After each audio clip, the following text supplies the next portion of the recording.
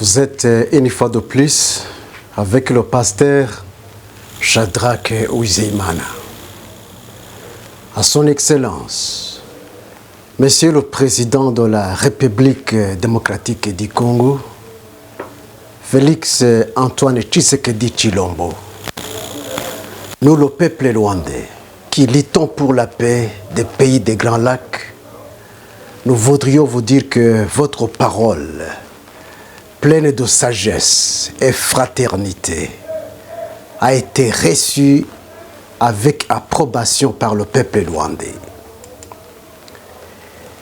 Il y a un proverbe rwandais qui dit, je cite, « Celui qui porte un bien d'une grande valeur ne s'en rend pas compte. » Fait de citation. Mes chers Congolais, vous êtes bénis d'avoir à la tête du Congo un homme comme Félix Antoine Tshisekedi Tshilombo. It is a wonderful blessing for the Congolese to have a man like Félix Antoine Tshisekedi Tshilombo. Mes chers Congolais, vous et nous sommes des frères et sœurs. Votre souffrance est notre souffrance. Et d'ailleurs, c'est votre ennemi qui est aussi notre ennemi. Mes chers Congolais, pour sortir victorieux de cette agression sale et barbare qui vous a été imposée par Paul Kagame, Dieu, le Créateur des cieux et la terre, qui est avec vous, vous soutiendra si vous respectez les 4 conseils suivants. 1. Ne craignez pas et ne tremblez pas devant les États puissants de ce monde qui soutiennent le malfaiteur, car Dieu est plus puissant qu'eux. 2. Levez-vous comme un seul homme pour vous débarrasser de votre ennemi. 3. Ne négociez pas avec le diable. 4. Allez au front avec tout votre cœur et toute votre force, car votre cause est juste. Dieu vous dévancera et combattra pour la souveraineté de votre pays. Quant à mon pays, le Rwanda, la démocratie n'existait pas. La liberté d'expression n'existait pas. Le droit à la vie n'existait pas. Les élections présidentielles n'existaient pas. Ce qui existait au Rwanda, c'est la dictature absolue. Le mensonge, les élections présidentielles théâtrales semaient la terreur parmi tous les Rwandais, emprisonnaient tous les candidats à la présidence.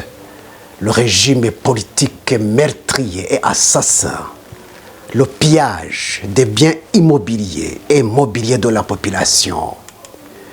Le régime politique de Kigali est un régime violent. Toutes les nations rwandaises sont enfermées dans une prison à ciel ouvert. Paul Kagame et son parti politique FPR Ngotani sont les ennemis des Rwandais et des Congolais. Ils doivent quitter le pouvoir. Malgré tout, il y a l'espérance pour les Rwandais et Congolais. Car les Saintes Écritures disent aussi, je cite, « Le méchant est renversé par sa méchanceté. » Fin de citation. Proverbe 14, verset 32. À Dieu seul la gloire, la puissance et le règne. Amen. À son Excellence, Monsieur le Président, mes chers Congolais, J'aimerais que vous sachiez cette vérité, la vérité suivante. Ne confondez jamais le peuple rwandais et Paul Kagame. Ce sont deux personnes différentes, de caractères différents et d'éducation différente. Je ne vous demande pas de haïr, ne faites pas ça. Ne haïssez pas les étrangers. Et d'ailleurs, à propos du Rwanda, ça ne sert à rien de regarder le Rwandais comme un ennemi. Non. C'est le régime rwandais avec Paul Kagame à sa tête qui est l'ennemi de la République démocratique du Congo. Les Rwandais et les Rwandaises sont nos frères et sœurs. L'armée congolaise mérite un soutien total de tous les Congolais, de tous les Rwandais et du monde entier, en fait d'éradiquer les racines productives et du mal, non seulement pour les Congolais, mais aussi pour les pays des Grands Lacs. Aujourd'hui, c'est une occasion opportune que Dieu offre aux Congolais pour sécuriser pour toujours non seulement le Congo, mais aussi les pays des Grands Lacs qui sont déstabilisés par Paul Kagame et Museveni depuis 1990 jusqu'à aujourd'hui. Et d'ailleurs, ils ont besoin de notre aide parce qu'ils sont muselés. Ils ont besoin de notre aide pour se libérer. Ça n'a rien à voir avec ce que leurs dirigeants sont en train de leur imposer. Donc, ne les regardez pas comme des ennemis, mais comme des frères qui ont besoin de notre solidarité pour nous débarrasser et débarrasser l'Afrique de ce genre de dirigeants rétrogrades qui ramènent les méthodes des années 60 et des années 70. Alors qu'en Afrique,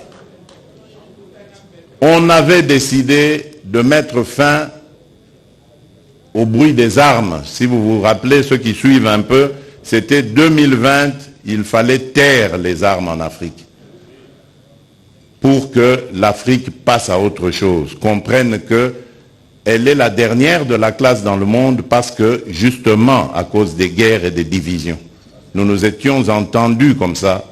Malheureusement, ce n'est pas arrivé, on a dû encore prolonger, mais c'est à cause, justement, des dirigeants tels que Paul Kagame.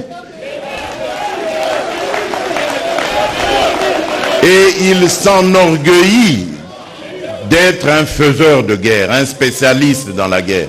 Il en est fier. Moi, à sa place, je me cacherais, j'aurais honte d'assumer le fait qu'on sème la mort et la désolation.